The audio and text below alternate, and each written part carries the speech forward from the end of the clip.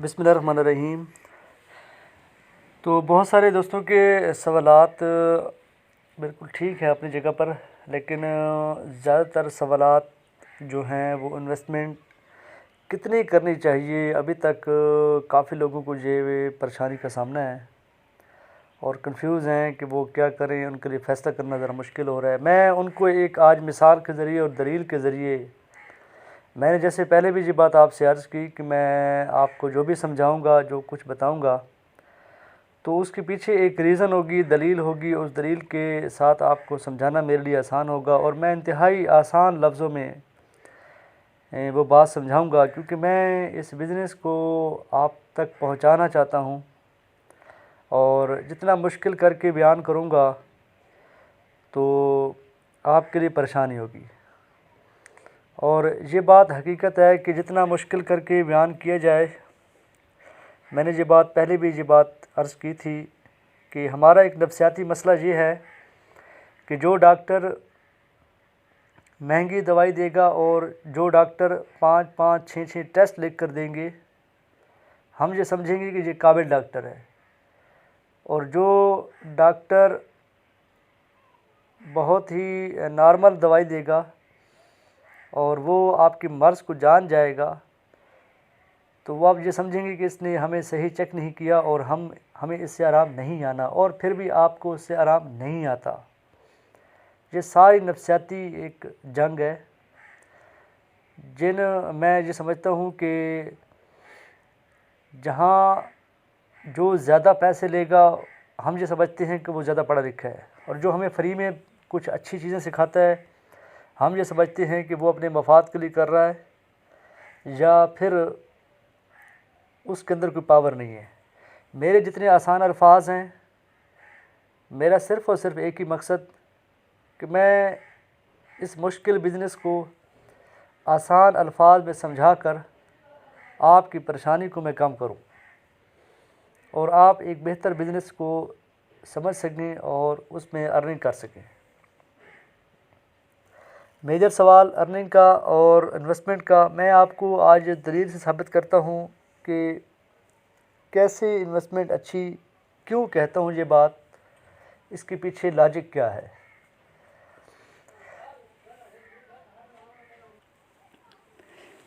कुछ दिन पहले मैंने आपको सिग्नल दिया जिसमें मैंने कहा JPP NZD को आपने सेल करना है। तो जिन दोस्तों ने उसको सेल किया, मैं आप जो कि वर्टेक्स में कन्वर्ट हो चुका हूँ सिस्टम के अंदर। तो ये मेरा पुराना अकाउंट MT4, यहाँ पर आप देख सकते हैं कि इसको मैंने यहाँ पर इसको सेल किया और जैसे ही आपको मैंने बताया तो साथ मैंने स्क्रीन शॉट भी सेंड किया था, जिसमें आपने देख सकते हैं कि उसमें मैंने वहाँ पे सेल किया और ये वही ट्रेड आप मेरे प्रॉफिट में क्लोज़ हुई।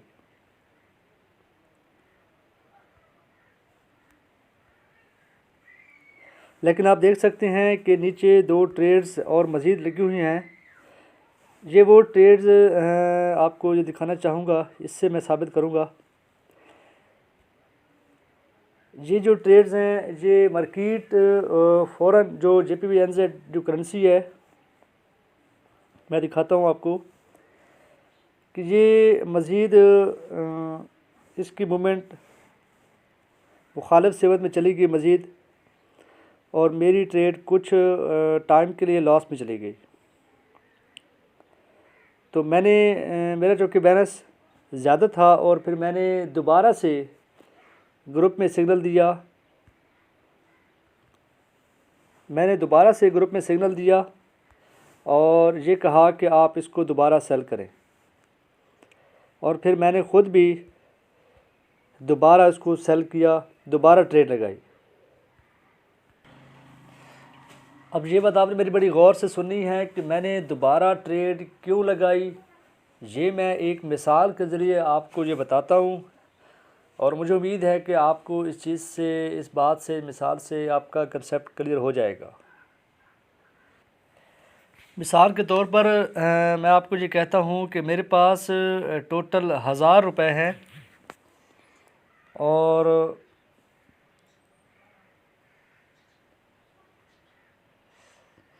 आपने इस खाने पे गौर करना है कि मेरे पास टोटल 1000 रुपये हैं और मैंने 2 किलो चीनी ख़रीदी है और चीनी का जो रेट है वो 100 रुपये किलो है। तो 2 किलो मैंने चीनी ख़रीद ली 100 रुपये किलो के हिसाब से 200 रुपये की। तो मेरे पास जो बकाया रकम रह गई है वो 800 रुपये है। जहाँ तक आपको बात समझ आ गई होगी कि मेरे पास टोटल जो बैलेंस है, जो मैंने इन्वेस्ट किया, जो मेरे पास था वो 1000 था और मुझे ये लगा कि चीनी का रेट थोड़ा सा मज़ीद अप होगा, तो मैंने 100 रुपये किलो के हिसाब से 2 किलो चीनी ख़रीद ली।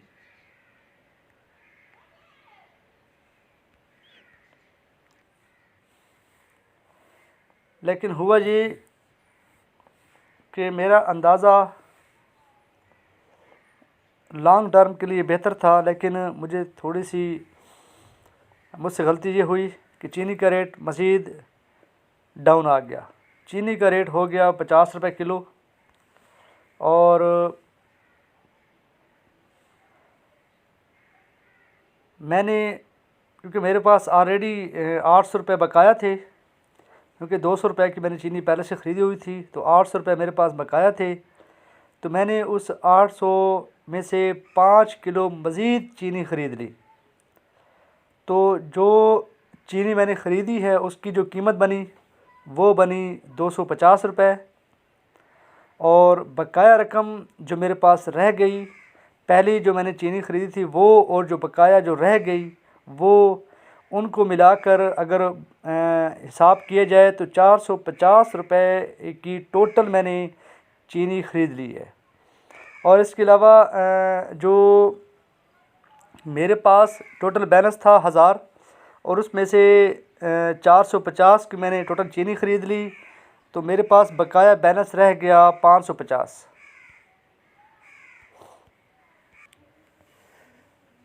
तो मेरे पास 550 रुपये बकाया रह गए। चीनी का रेट आ गया थोड़ा सा अप और 80 रुपये किलो चीनी का रेट हो गया। मार्केट थी तो मार्केट में चीनी का रेट ऊपर आया। मैंने जो चीनी ख़रीदी थी 50 रुपये किलो के हिसाब से, तो अगर मैं वो बेचता हूँ तो मुझे प्रॉफिट होता है। तो जो चीनी मैंने 2 किलो ख़रीदी थी 100 रुपये के हिसाब से, 2 किलो वो मेरा नुकसान कर रही है इस वक्त, क्योंकि मैंने वो 100 रुपये के हिसाब से ख़रीदी थी और अब जो रेट चल रहा है वो 80 रुपये है। तो 20 रुपये पर किलो मुझे नुकसान हो रहा है। टोटल नुकसान मेरा हो गया 40 रुपये। और जो कि पहले मैंने चीनी बाद में जो मैंने ख़रीदी थी 5 किलो 50 रुपये के हिसाब से, तो उसमें मुझे प्रॉफिट हो रहा है 30 रुपये पर किलो। वहाँ मेरा प्रॉफिट हो गया 150। और इसके बाद जब मैंने हिसाब लगाया कि मैं दोनों को क्लोज़ कर देता हूँ, दोनों ट्रेड से क्लोज़ कर देता हूँ, जो मेरा 40 नुकसान कर रही है उसको भी और जो 150 मेरा प्रॉफिट जिसमें आ रहा है उसको भी, तो उसमें क्लोज़ करने के बाद तो जो मेरा बैलेंस जो शो होगा, जो मेरा प्रॉफिट शो होगा वो 110 होगा। मुझे उम्मीद है कि आपको मेरी इस मिसाल की समझ आ गई होगी। अगर किसी दोस्त को यहाँ पर कोई कंफ्यूज यहाँ पर होता है तो मुझसे पूछ सकता है। तो बताने का मकसद ये है कि जो ट्रेड मैंने लगाई थी, जिसका ज़िक्र मैंने किया कि 150, जो ट्रेड मैंने लगाई थी JPB NZD की, तो मार्केट डाउन आ गई। मैंने दोबारा से फिर उसको सेल किया और जैसे ही वो दोबारा से ऊपर आना शुरू हुई तो मेरी जो पहली ट्रेड थी उसका नुकसान कम होता जा रहा था और जो दूसरी ट्रेड मैंने लगाई थी उसका प्रॉफिट ज़्यादा होता जा रहा था। तो मैंने दूसरी ट्रेड, ये आप देख सकते हैं कि ये 281 इसका जो प्रॉफिट और ये क्लोज़ हुई, और उसके ऊपर वाली ट्रेड 119 उसका प्रॉफिट कम अगर वो मैं नुकसान में भी काट देता पहली ट्रेड, तो दूसरी ट्रेड मेरी इतना प्रॉफिट मेरा कर चुकी थी कि मैं ओवरऑल प्रॉफिट में होता। तो ये सब कुछ कैसे मुमकिन हुआ, ये मुमकिन हो सकता है। उसके लिए आपके पास बैलेंस ज़्यादा होना चाहिए। अगर आपके पास टोटल 200 रुपये ही होते और आप 2 किलो ही चीनी ख़रीदते, तो मार्केट जब 50 रुपये पे आ चुकी होती तो फिर आपके पास चांस ना होता कि आप दोबारा कोई चीज़ ख़रीद सको। तो आपके पास चूँकि बैलेंस बैकअप पे मौजूद था, आपने फ़ायदा उठाया और दोबारा से उसको बाई कर लिया। तो जैसे जैसे उसका रेट अप होता गया, आपको प्रॉफिट होता गया। अगर आपके पास बैलेंस कम होता तो आपने एक ही ट्रेड लगाई होती, तो आप सिर्फ इंतज़ार कर सकते हैं, लेकिन दोबारा अगर मार्केट आपको मौका दे भी तो आप उसका फ़ायदा नहीं उठा सकते। ये सबसे होती है मेन वजह कि आपका बैलेंस इन्वेस्टमेंट आपके ज़्यादा होनी चाहिए, ताकि आपको जब मार्केट एक और मौका दे तो आप उससे फ़ायदा उठा सकें। अगर आपके पास पेमेंट नहीं है, आपकी इन्वेस्टमेंट कम है, तो जब आप ट्रेड लगा लेते हैं तो फिर सिर्फ आप इंतज़ार कर सकते हैं, और उस इंतज़ार में आपको 1 दिन भी लग सकता है, 2 दिन भी लग सकते हैं। तो ये एक मुख्तसर सा एक तारुफ था जो मैंने समझा कि आपको एक बेहतरीन तरीके से समझाऊं।